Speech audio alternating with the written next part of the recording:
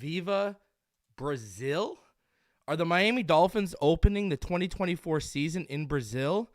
And man, I don't know about you, but after watching Hard Knocks, how can you not root for AVG and be happy for the success he's finding this year? Plus, we'll show you how not only is Tua crushing the Pro Bowl vote right now, but how this year's result may be different in both a positive and negative way this year. Do me the favor, smash the like button. Let's get into it, baby.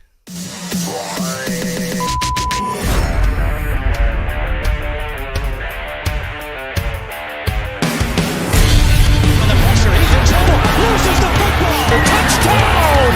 Got it! You have got to be kidding me. Jalen Waddle has a Dolphin touchdown.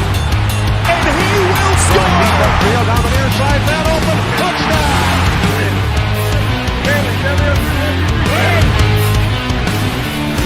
The run from Tua Tagovailoa. Touchdown! He's going deep. It's going over the touchdown again.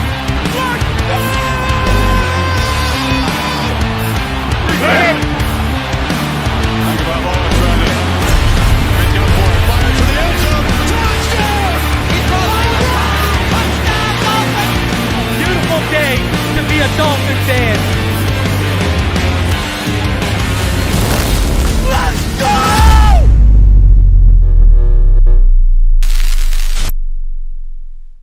What is good, Fin Nation? What's good? It's your boy Reason, and we are back here for another one. I'm a little bit earlier than normal. Appreciate all you coming through today. Hey, I was actually going to go live today at about 2 o'clock, but, didn't work out that way. Obviously, my whole house, my kids, my wife, everyone is sick at my house. So, here I am at 4 o'clock. So I appreciate all you for taking some time to tune in on this Wednesday. Obviously, as you can see, there is no finish line this week. There'll be no finish line next week due to Monday Night Football. I was going to push it up to Tuesday, but Richmond can't make next Tuesday. So we'll push it back a week because next Wednesday will be me and Martin probably breaking down the all 22 for all of you guys. All right. So appreciate the continued support. Man, we got a lot to talk about today. Obviously, we're going to talk about the whole Brazil thing, Pro Bowl voting, Micah Parsons and his comments, everything. There's a couple things I wanted to say here, though. Number one, where's that same energy being kept for Joe Burrow right now? And everyone knows I support Joe Burrow. Everyone knows Joe Burrow and Tua were my guys in that class. I love both of them. Obviously, Tua was my number one guy, but Joe Burrow was my number two guy. So, this isn't coming from a place of bias or, anything like that. Where's that same energy being kept? We're watching the discourse on all these different media outlets and platforms about, hey, is it because of Tyreek? Is it because of the system? No one's giving Tua his flowers, where you watch the film every week. There's nothing to give but flowers to Tua Tagovailoa with how good he looks, the high-level processing he's doing pre-snap, post-snap, the nuanced stuff. I mean, I saw someone on Twitter today. Oh, look, you see Tua, sometimes, the tape's out there. He throws behind his guys a lot. One of those people I'm talking about, ladies and gentlemen. One of those people I'm talking about of why I show you those instances of why Tua's placing the ball back shoulder, back hip with a receiver when he's protecting them from getting a licking from a safety or a linebacker undercutting the route.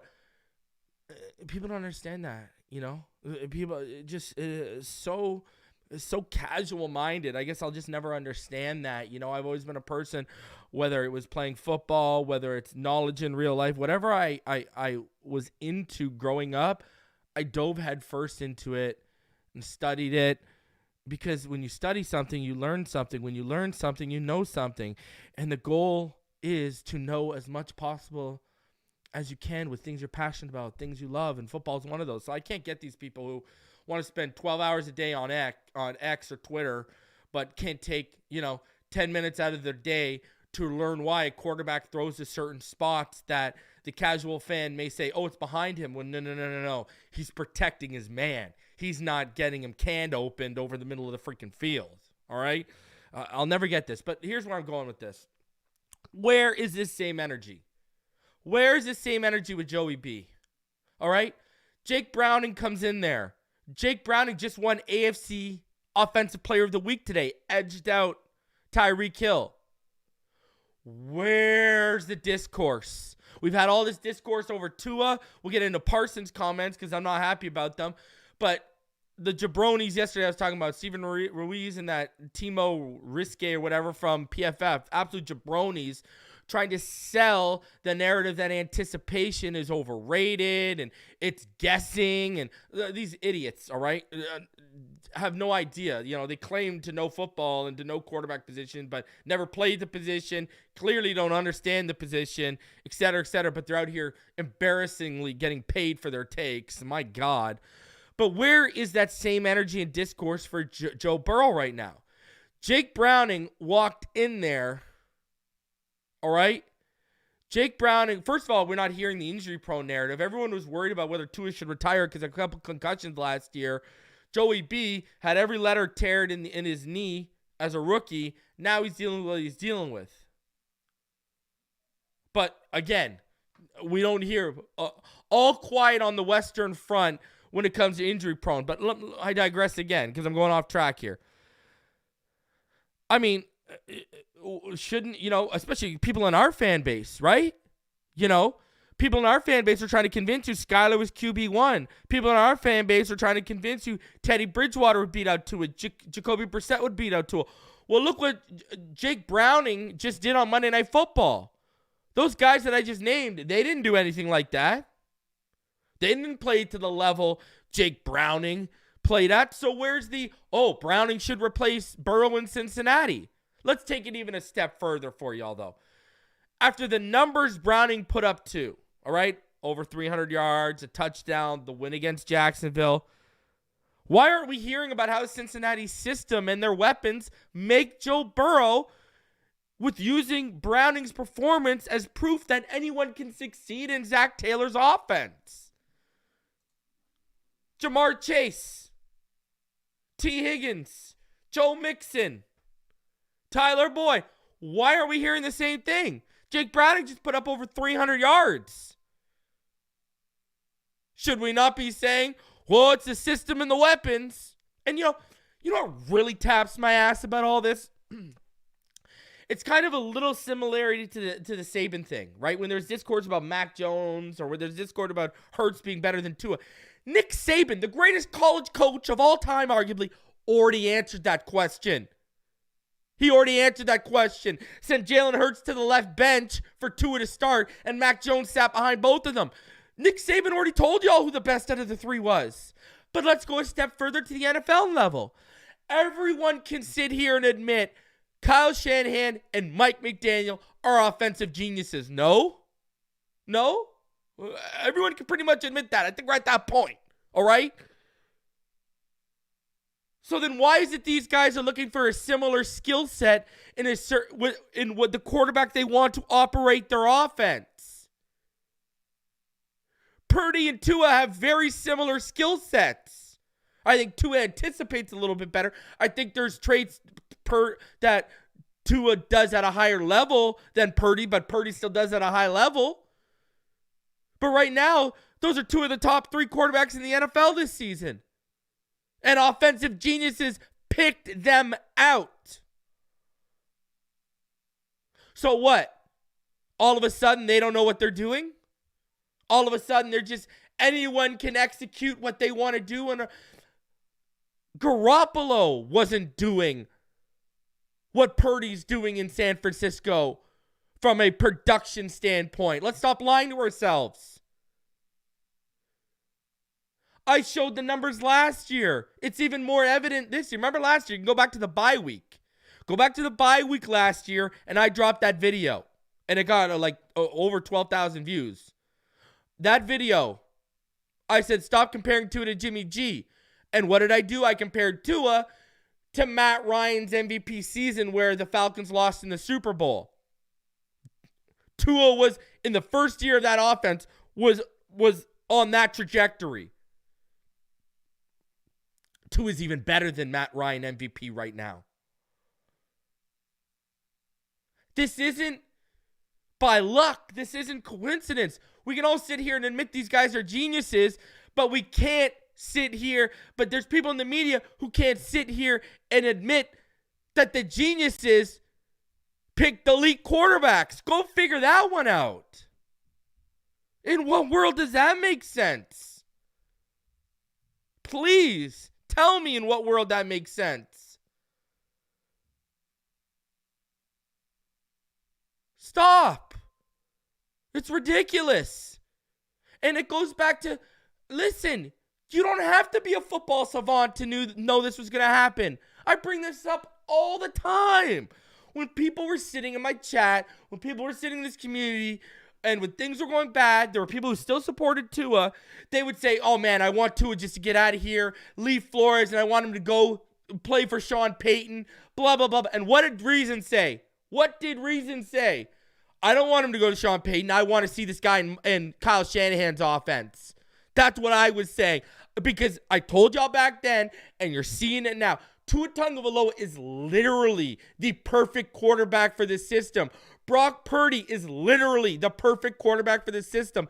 The things they do, the processing, the anticipation, the high-level IQ, the efficiency, things that Reason's been stressing we need, not some big-armed 6'5" quarterback. Those are the things you need to build a dynasty. That's what Tom Brady did. Why do you think Kyle Shanahan wanted Tom Brady in San Francisco?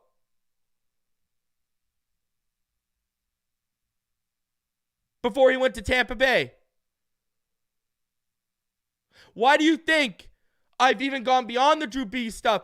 I said, you're not seeing Drew Brees. You are seeing Tom Brady level play from Tua Tagovailoa right now when he's in the pocket. And then I saw people today. What's crazy is I saw people today, comparing Tua and Tom Brady's first 3 seasons. All right? I saw it with my own eyes. And I'll take y'all there right now.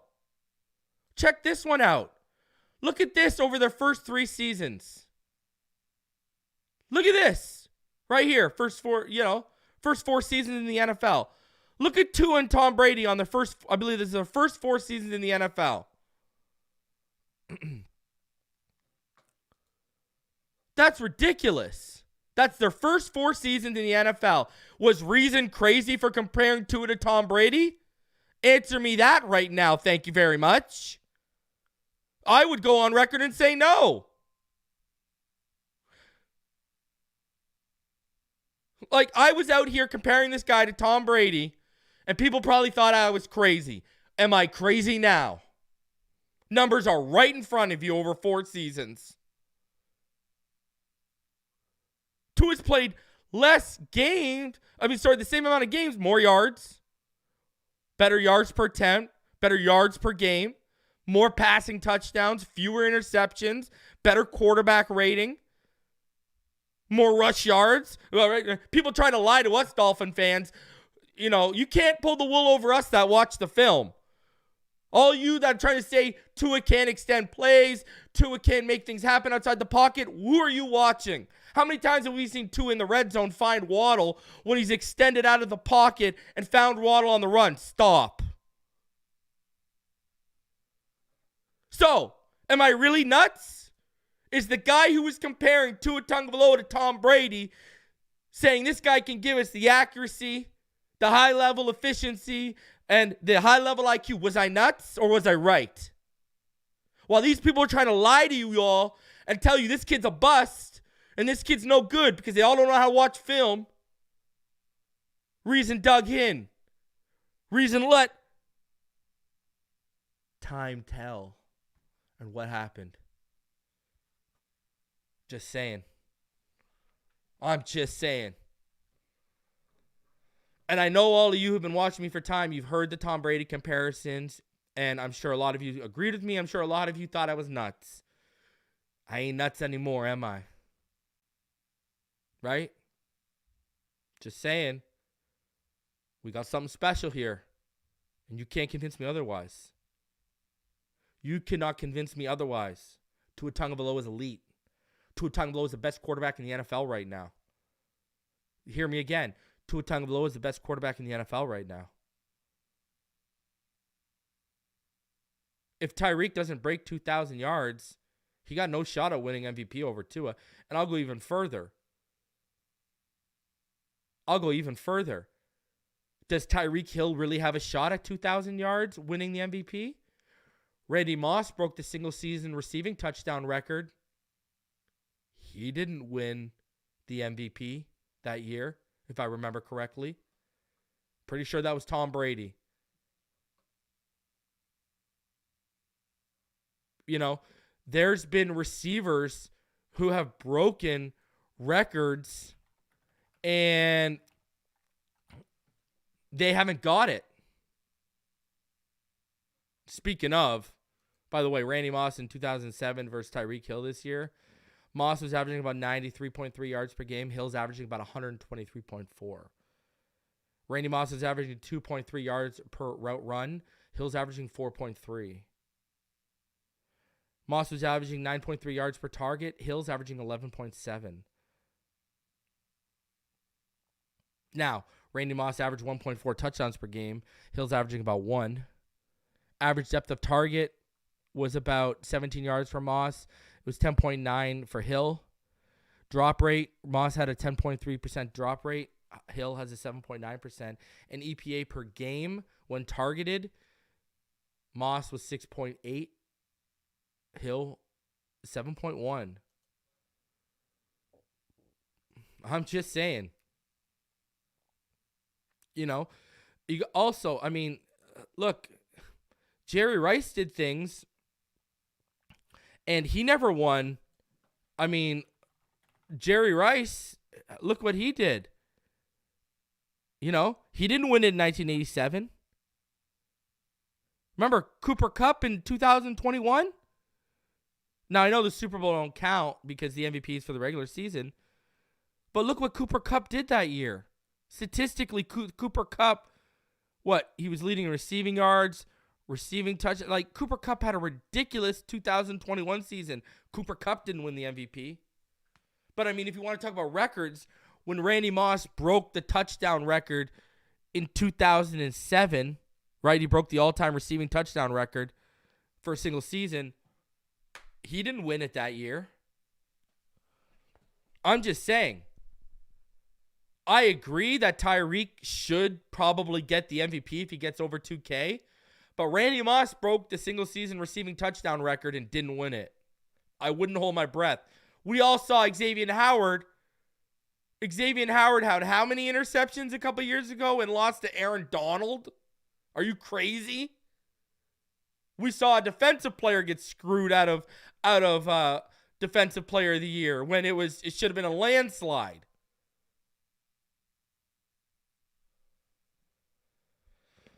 So, listen. I ain't coming with nothing but facts right now. That's it. Nothing but facts is what I'm bringing to the table for all of y'all.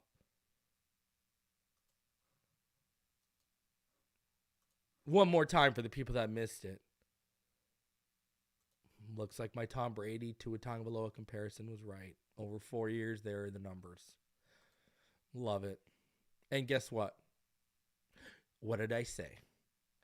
You can build a dynasty off efficiency, high-level efficiency, high-level accuracy, and high-level football IQ. The Patriots did it, and we can do it. Period. I saw people trying to call KC a dynasty. I guess. I saw it on a show. They were trying to call him a dynasty. I mean, I guess. But enjoy the ride, KC. Because here come the Miami Dolphins, baby. All right? Here come the Miami Dolphins. And I don't know if y'all saw Louis Riddick today on First Take, but Louis Riddick said he trusted the Miami Dolphins more in the playoffs than the Baltimore Ravens. And quite frankly, I don't blame him. Lamar's been in the league for how long? What? What are we talking like? What? Since 2018? One playoff win. He's got as many MVP awards as he does playoff wins. One. At least we can sit here and say, we don't know what the beast that is Tua Tagovailoa in the playoffs is yet. We don't know what this offense is in the playoffs. At least we have that unknown. We know what the Ravens are. We've seen the Ravens get stopped when they look like a high-powered, unstoppable offense in the playoffs. We see them get shut down. So, and Louis Riddick also said, loves what our line's doing, love how physical we get. And he said, don't be surprised when we start splitting other teams' wigs in the later portion of the season.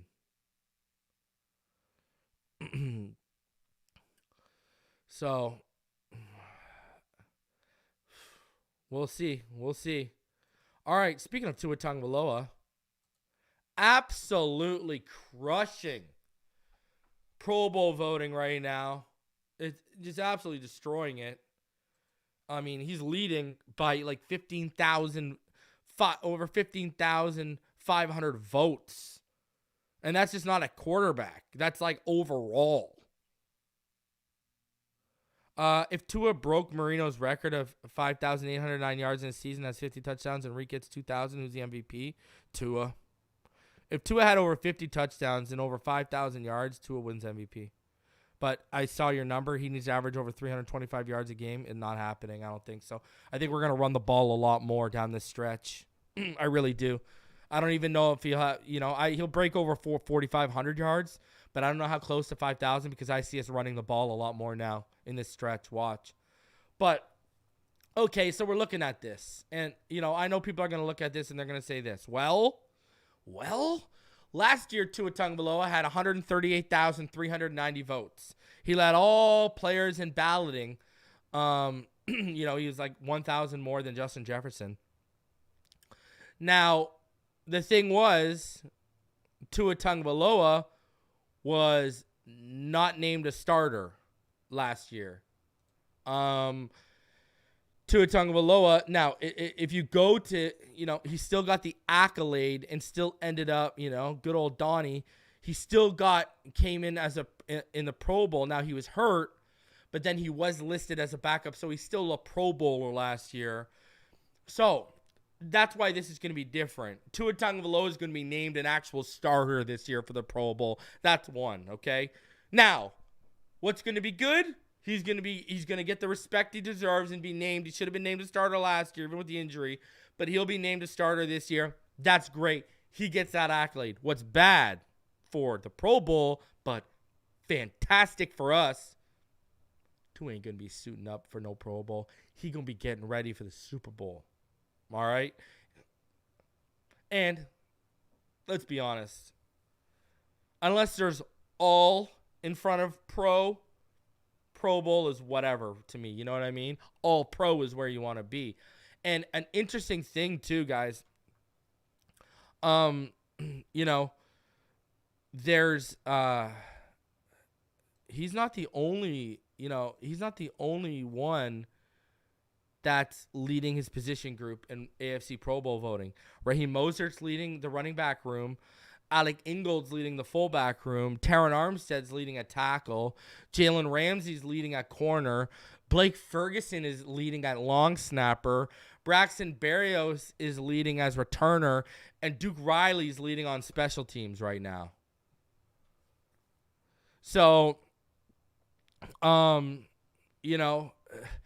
love it, man. This is going to be a Pro Bowl. It's going to be the Miami Dolphins Pro Bowl team. But you know what? We're going to be too busy at the bowl. Real talk.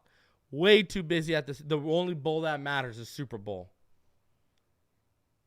But again, Tua Tagovailoa absolutely destroying Pro Bowl voting. Just absolutely taking it to town. I mean, he's going to be at 100,000 in like 2 weeks. The numbers this guy's has. Ridiculous. Shout out to Tua Tagovailoa, man. It's my quarterback, baby. It's my quarterback. All right. Now, let's talk about this. This came through. I got a couple things to go over with this. We got a portion I'm going to play here. Then I got an article to follow up that's going to talk about it. All right. So, if you haven't heard yet, and you're going to like what I do here, it seems like on opening day next year, the Miami Dolphins are going to whack some NFL team Brazilian style, baby. All right? We're going to just lay it to them. So if you didn't hear, this is what I am talking about. Check it out.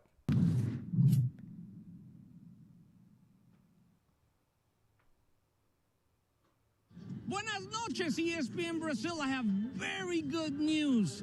I can tell you that the National Football League, the NFL, is analyzing the possibility of playing a regular season game in South America next season, 2024.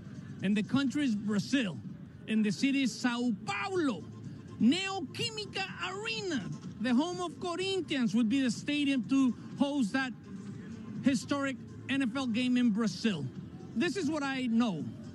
The NFL would like to play it on week 1, just the logistics, the TV trucks, everything would be better in week 1. So September 2024. And then if you take into account that the only team in Brazil that has the rights to market themselves are the Miami Dolphins. Yep. So I expect in Sao Paulo, Brazil, week 1, Miami playing a regular season game. Against who?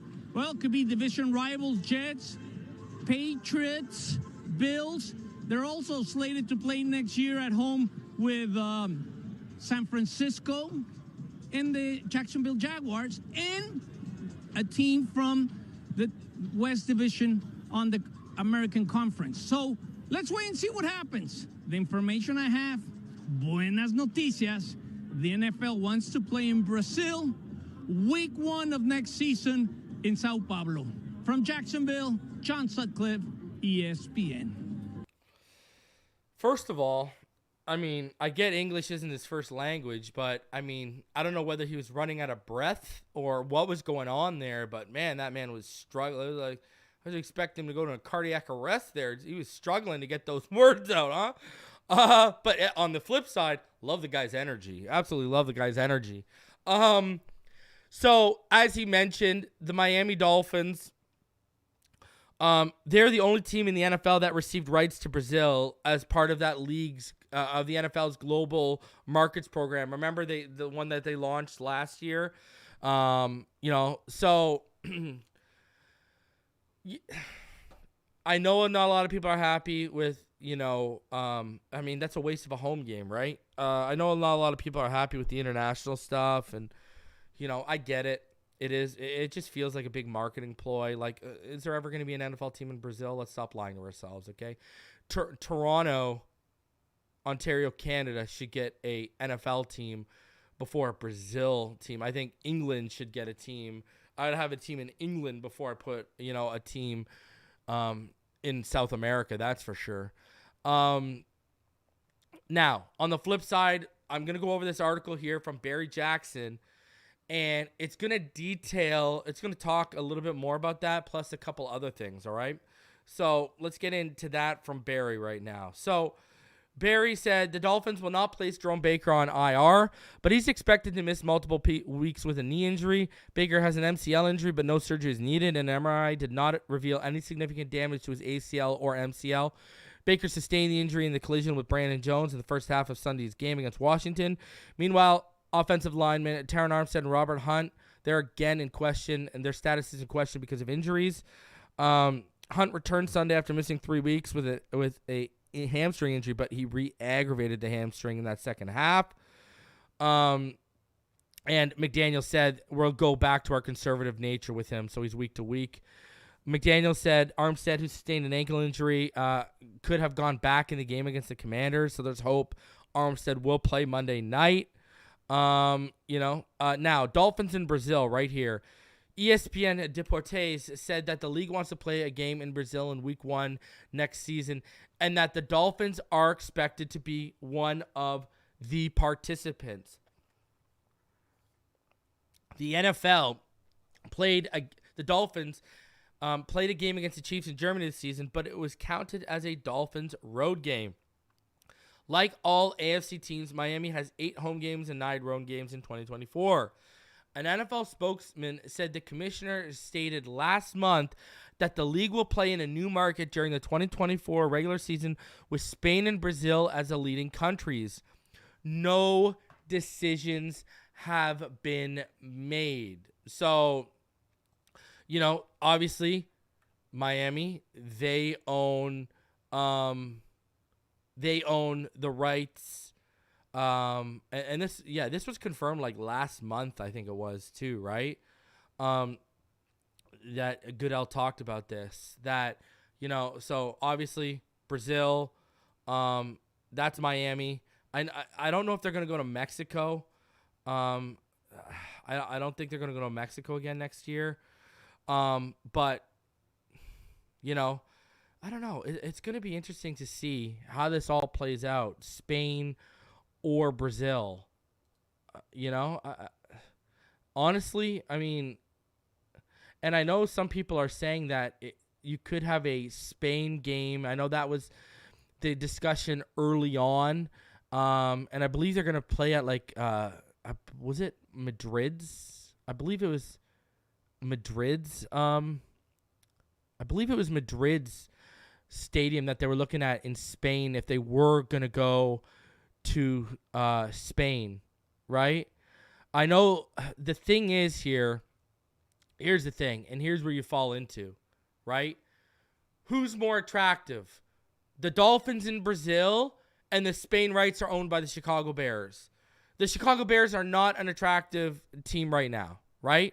They just aren't. So that's why I think Brazil with Miami makes a lot more sense than Chicago with Spain. I really do. Because I just don't think the Bears are there right now. Whereas, the Dolphins, they can highlight them as, one of our most exciting teams, blah, blah, blah, blah, blah, right? So Alec Ingold is the Dolphins nominee for the Walter Payton NFL Man of the Year Award, which is given annually to the player who excels on the field and demonstrates passion for creating a lasting positive impact beyond the game. All 32 nominees, one from each team, will be recognized in the week leading up to the Super Bowl in Las Vegas. Now, while there's optimism that Jalen Phillips will be fine for the 2024 opener, there are no guarantees with Achilles injuries. Dolphins quarterback Nick Needham needed 54 weeks after tearing his Achilles before he felt entirely back to normal and was activated. Phillips had the typical Achilles surgery, not the unique one that Aaron Rodgers underwent in September. So, thank God, though. This Aaron Rodgers thing, I mean, I've already talked about it before. It just seems like a ploy of him trying to show how fast he can get back on the field. It's not about what's good for the Jets. And shout out to the Jets for going back to Zach Wilson as their starting quarterback. That's hilarious. That's absolutely hilarious. I told y'all this when we were leading into that game. Robert Saleh's playing with fire. Now he's going back to Zach Wilson. Man, I would not be surprised if Robert Saleh gets fired this offseason. I really would. And then I wouldn't be surprised if Josh McDaniels, goes back to New England and Robert Saleh goes back to San Fran. I really wouldn't be shocked.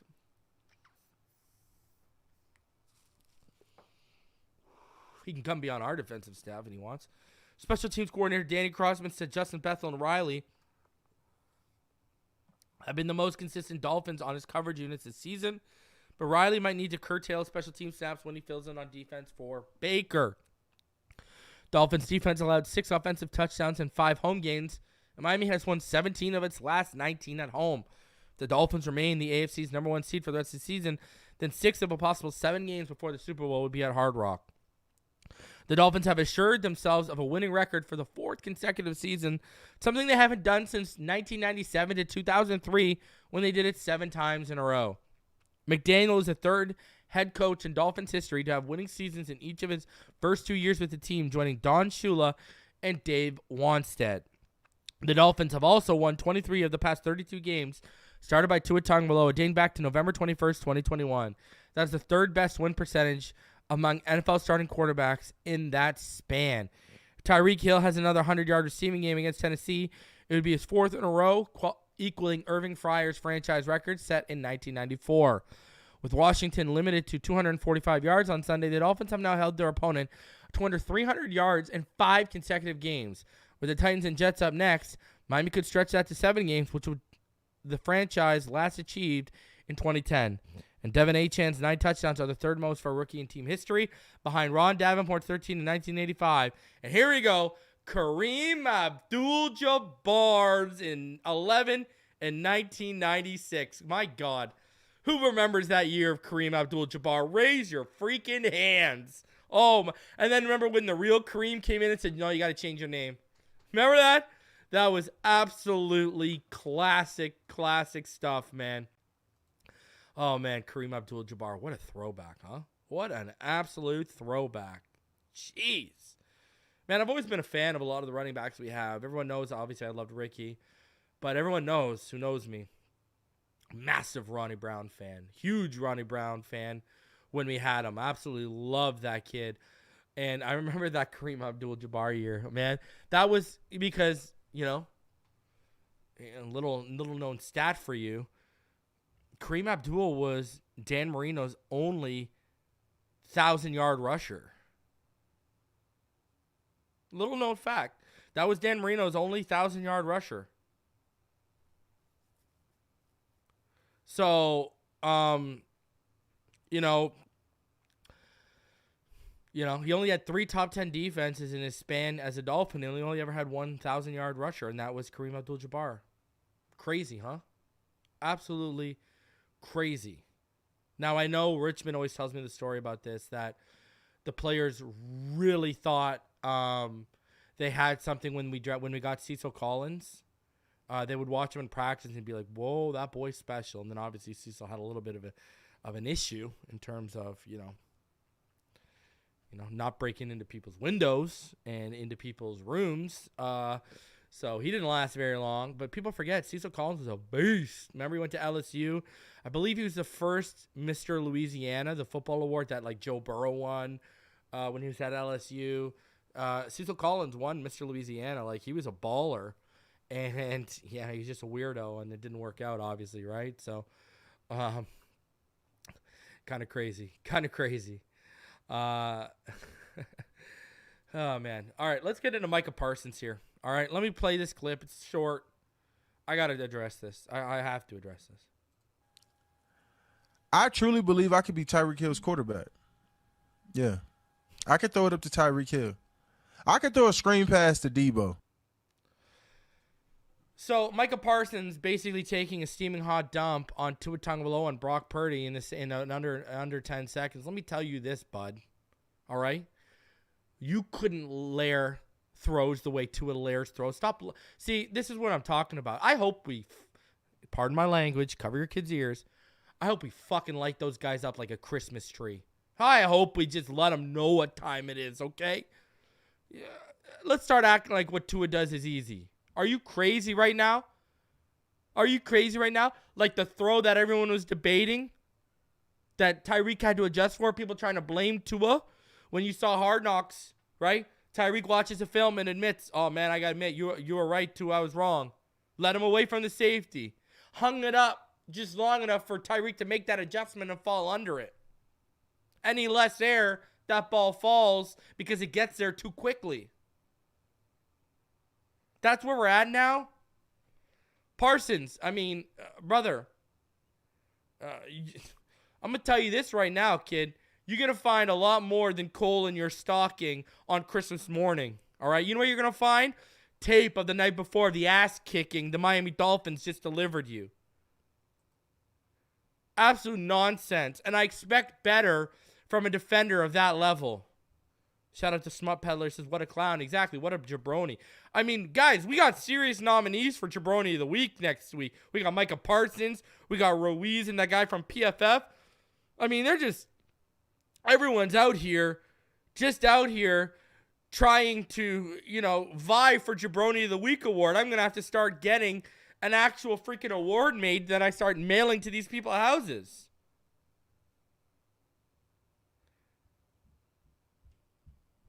And I'm going to tell you this much. I mean, it was already evident.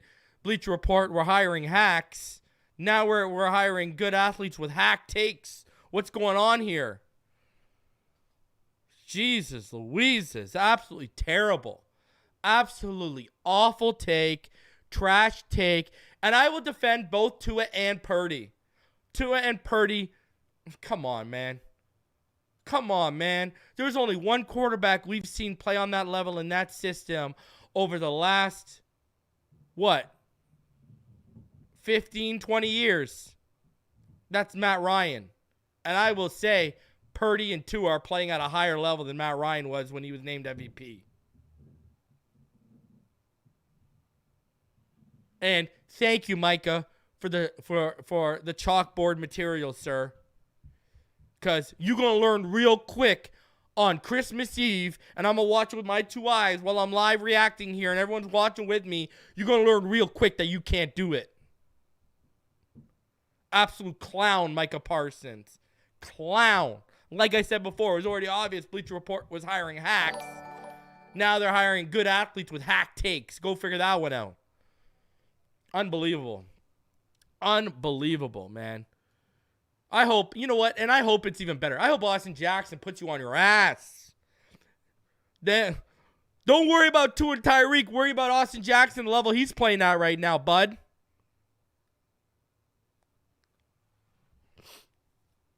And I hope Achane and Moser run right through you. I hope you get the buzz, eh? I hope. All right? I'm praying. I am absolutely praying that one of our running backs just Bo Jackson on Brian Bosworth's Micah Parsons into the end zone. I am praying for it. Come on, football gods. I don't ask for much, but show me that one. Or, even better, I hope he gets into the backfield and we see Tua's maneuverability and pocket presence show. Whoop! Sidestep him. Go flying. I hope. And then launch it for a touchdown. I can't wait. I hate the Dallas Cowboys, and I hope we beat the ever-loving hell out of them. I'm just saying. I am just saying. Anyways. Back over to Barry and what Barry's saying here. In a year's time, guard Liam Eichenberg has gone from maligned and beleaguered to reliable and dependable.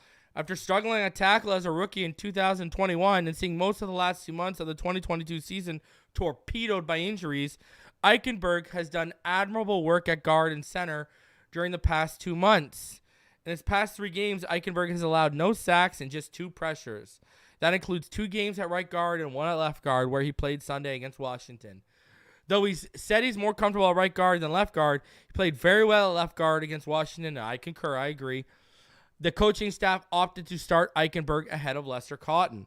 Unless left guard Isaiah Wynn surprisingly returns from a significant quadricep injury this season, this could be Eichenberg's job for the rest of the season.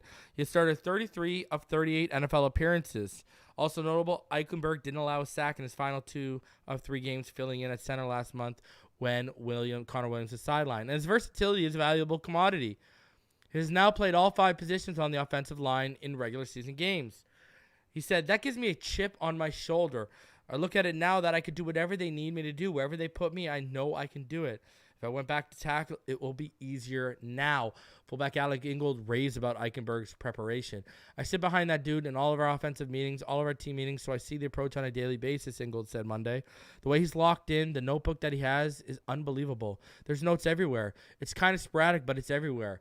And it's all the time and it's every day. So whether he's playing well or playing bad, people are pointing out this or that, his consistent approach is exactly what everyone talks about." The Dolphins' offensive line didn't give up a sack on Sunday, and their 18 sacks allowed are the 3rd fewest in football. Louis Riddick of ESPN, who works Monday night's Dolphins-Titans game with Chris Fowler and Dan Orlovsky, said, "Miami's offensive line against Washington was masterful in the run game. Physical, athletic, nasty. That is not a good sign for opponents down the stretch."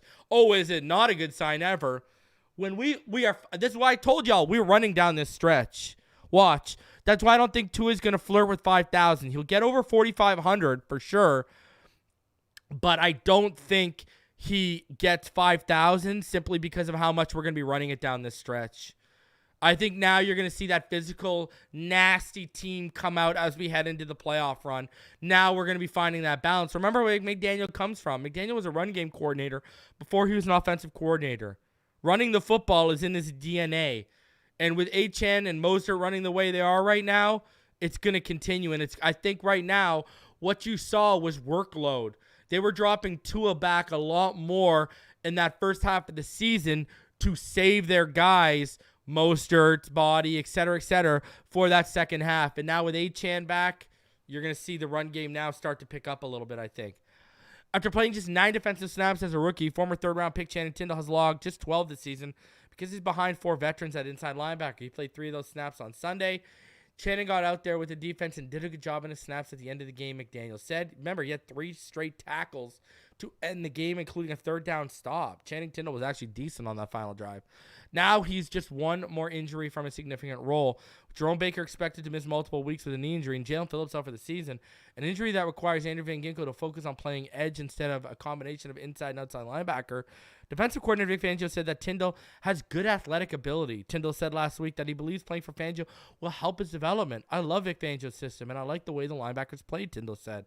They can do a little of everything. Fitting into the system and learning it has been a process, but a good process. Fangio tells me ever so often to keep pushing. Tindall has played 167 snaps on special teams.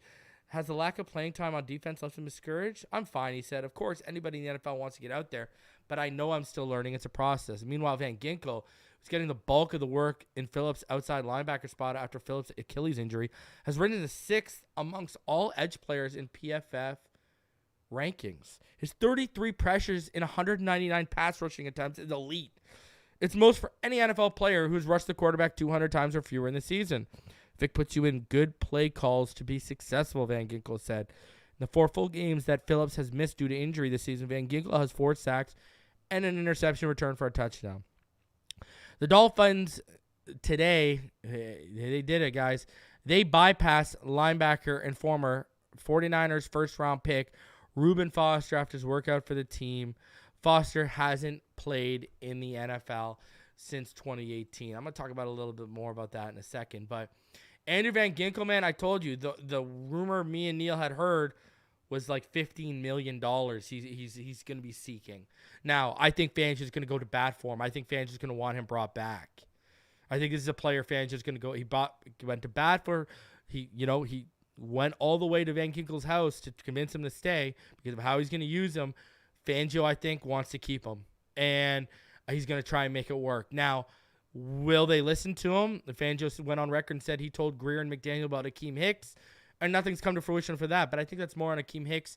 He hasn't made a decision whether he wants to play right now. So, I think they're going to try their damnedest. That's going to be a surprise move, I think. I think they're going to try and make that money work with AVG. I think there's going to be a few surprises. Listen, from what I've heard, and this is early on from what I've heard we might be entering restructure city.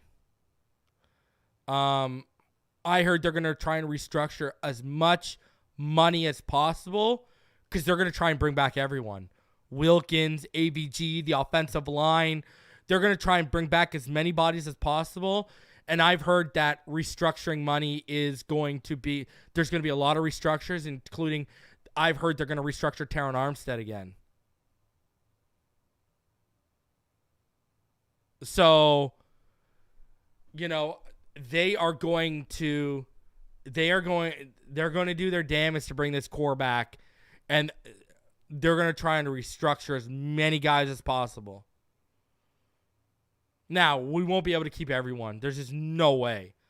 But they're going to try and keep as many as possible. Like, Jerome Baker, he's probably going to get cut for financial reasons. X is probably gone because Cam Smith is sitting there in the waiting. You know what I mean? They're going to create money, and then they're going to restructure. So I could see them trying to keep AVG. I could see them trying to keep Wilkins. I could see them trying to bring Raekwon back at something that fits their cost. I could see them trying to keep Austin Jackson, obviously Connor Williams, and I'm going to talk about Robert Hunt tomorrow. We're going to talk about Robert Hunt tomorrow, me and Neil. You're not going to want to miss that show, 5 p.m. Eastern. Me and Neil are going to talk about that. So we're going to talk about Robert Hunt tomorrow because there's something we need to talk about with that situation, okay? So now, speaking of Reuben Foster, he tweeted this, on Instagram. He posted this. Didn't get the job, but I'm grateful for every opportunity I get. Thank you, Miami Dolphins. So shout out to Reuben Foster being the champ, working hard for that workout, worked hard at the workout. It just didn't work out, and he's not being brought in. Hey, man, Go keep balling at that USFL, XFL merger, whatever's going on there. Just go ball, Reuben. Just go ball. All right? And speaking of players who worked out, the Dolphins also worked out some defensive tackles. Trayvon Coley, Carlos Davis, and Justin Ellis as well. None of them are real movers of the needle here, right? Now, are they looking to replace Cowart or Pilley on the practice squad? I don't know. So Coley, he's been on 8 different NFL teams, either whether it's been the practice squad, training camp, injured reserve, whatever. He started 31 games in the NFL, had 100 tackles, 3.5 sacks. Now, Carlos Davis, he was drafted in the 7th round by the Pittsburgh Steelers in 2020 out of Nebraska. 12 tackles in 12 games he played over a 3-year period. He was in the USFL last year. Now, Ellis, Justin Ellis, he has been in the NFL since 2014. The Raiders drafted him in the 4th round. He started 54 games out of 117 he's played for the Raiders, Ravens, and Giants. He's had 182 tackles and 1.5 sacks in those 9 seasons. So, listen, Dolphins doing their due diligence on defense, seeing if there's bodies out there that they can add. And what that tells me is that, listen, if Akeem Hicks is willing to come back and play some football, there's a spot for him here. If we're trying out DTs like that, there is a spot for him in Miami. If Akeem Hicks is willing to come back, if Akeem Hicks is willing to take a shot and try and win in Miami, or try and win a Super Bowl, there is definitely a shot. And, actually, just speaking of those, that's who they tried out. It literally just came down the pipeline about a half hour ago after I gave all y'all guys that news. It just came down the pipeline about a half hour ago, ladies and gentlemen. The Dolphins ended up signing one of those guys. They ended up signing veteran Justin Ellis, and they released Verone McKinley from the practice squad. So Verone McKinley, Javon Holland's partner from Oregon, who was good last year in relief, he is gone from the practice squad, and they actually, after working out Justin Ellis yesterday, they ended up signing him today. This is only about not even an hour ago. So a new defensive tackle, and what's crazy is they didn't waive Pilley or Cowart. They kept their defensive tackles. They waived a safety instead. So there you go. The Miami Dolphins ended up signing one of those guys. And Scotty says, so Hicks isn't going to play again, I assume. Hey, doesn't look like it, but if he gets the itch this month, I'm sorry, Justin. It's been nice, but I need Akeem Hicks to come through. You know what I mean? So, and listen, we go over these every week. Over 350 of you in the room. Please do me this favor. Smash that like button. Subscribe if you are new. Guys, we go over it. Well, I've been trying to be consistent with it, going over it as much as possible. Last time we went over it, in run sets, this offensive line wasn't really good, but things have changed. How things have changed. So here is the Miami Dolphins ranking in Pass Pro when you take compository scores of PFF, Sports Info Solutions, and ESPN. Here is what you get when you go there, all right? So look at that, number 3, baby. Number 3. Come on. How can you not love it? How can you not love it? Number 3 in pass blocking. I'm here for every second of it, baby. Come on. What a difference this... Man, Butch Berry. I can't say enough good things about you, Butch. Go, Butch. Man, usually when you name your kid Butch, there aren't good things on the horizon in the future for you. But I got to give you your shout out. Now, we were 4 last week. right? If you when we did this last time, we were 4th. Green Bay was 3rd. Minnesota was 2. And Buffalo was number 1. We've moved up a spot. We're now 3, top 3 in pass pro. All right. Now here's the big one. Here we are in run block ratings, and you take PFN, Sports Info Solutions, and ESPN. We are a top 15 team now. Now, if you remember, where were we last week, ladies and gentlemen? Last week we were 24th. Last week we've gone up 9 spots by that one performance against Washington. We've jumped from 24th to 15th in the NFL. And what did I tell all of you guys heading into this season?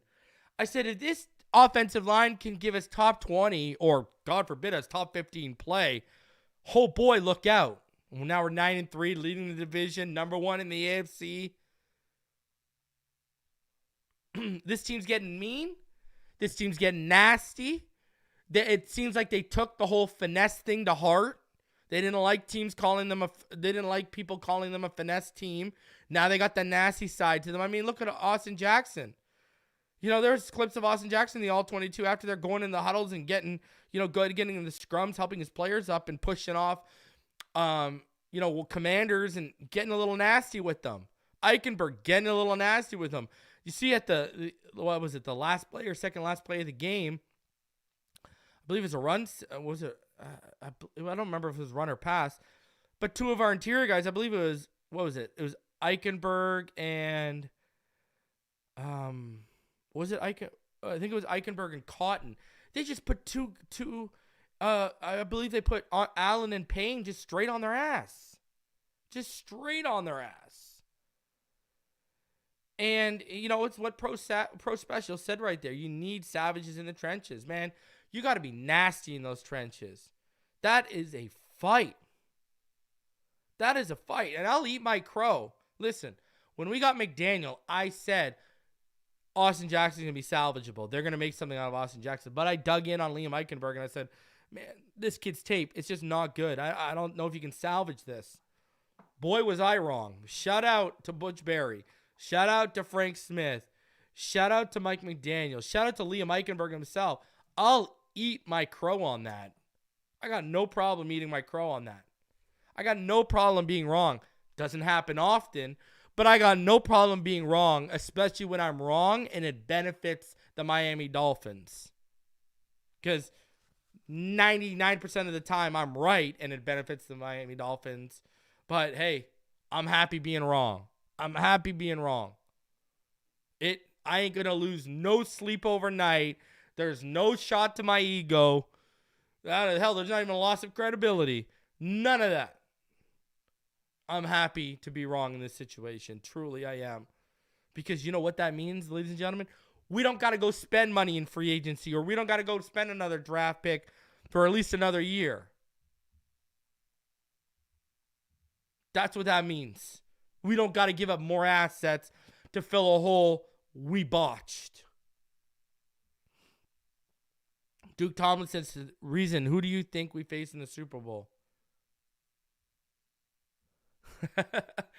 Oh, man. First, before I got, AJ, your jokes, bro. Oh, man. I love Coach AJ. He said, this was the first time Reason was wrong, but I think that was a mistake. Oh, man. It wasn't the first time I was wrong, but I ain't lying when I say in this community, you can count the times I was wrong on like one hand.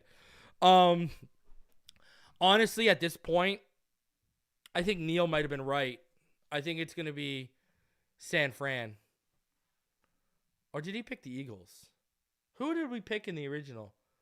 I thought we'd play. No, I picked San Fran, right?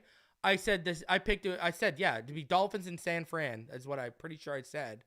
And I said it would be the Eagles and the 49ers in the NFC Championship. And I said the Bengals and the Dolphins in the AFC Championship. There you go, Coach AJ. Another time I'm going to end up being wrong because Burrow got hurt. I think it's going to be the Niners. If you want my honest opinion, I'll be honest with you. Listen, I saw Stephen A. Smith and them debating, who do you trust more, the Ravens? Listen, I ain't worried about the Chiefs. We can beat them. We beat ourselves when we face the Chiefs. Chiefs ain't beat us. I ain't worried about the Eagles. You ain't getting that referee. Though that referee crew ain't touching a playoff game, let alone touching a Super Bowl game if we face you. So take that one out, okay? I ain't worried. I ain't worried about the Bills. I ain't worried about nothing. The Niners are the only team I'm worried about. That's the only team I would be worried about. That's it. Because, man, that's going to be a battle of the minds. That is going to be a battle of the minds, man. So, but that would be my pick for the Super Bowl. All right? Listen, guys, I'm going to get out of here. I'm going to be back tomorrow with Neil, 5 p.m. Eastern. Be on the lookout for that. Then I'll be live on Friday, 5 p.m. Eastern as well. We'll preview the Titans game. Then we'll be live on Monday night. I might do a weekend open show. I don't know, but we'll see. But anyways, hey, over 360 of you in the room. Smash that like button. Subscribe if you're new. I appreciate each and every one of you for tuning in. Viva Brazil for next year. Fins up, baby. You already know what time it is. Let's go to 10-3.